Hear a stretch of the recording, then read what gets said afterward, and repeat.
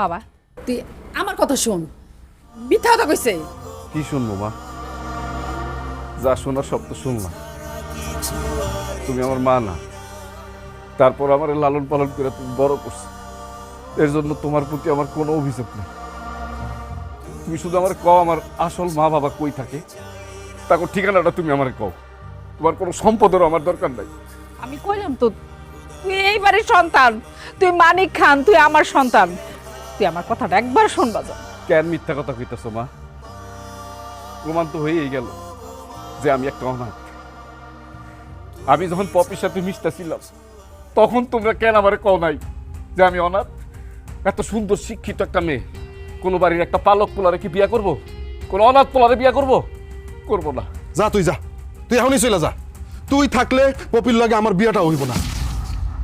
যা বাইরে যা এখান থেকে। একটা কথা কবি না, যা আমার চোখের সামনে থেকে যা।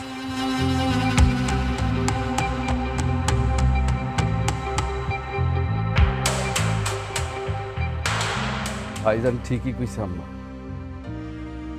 আমার ভালোবাসার মানুষ আমার চোখের সামনে সংসার করব, এটা সহ্য করা আমার পক্ষে সম্ভব না।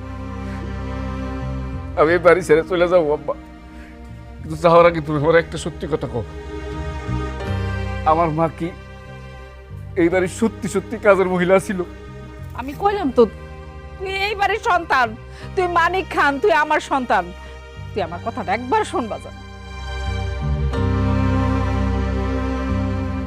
বুঝা ফেলাইছি বা, আমি আসলেই অনাথ।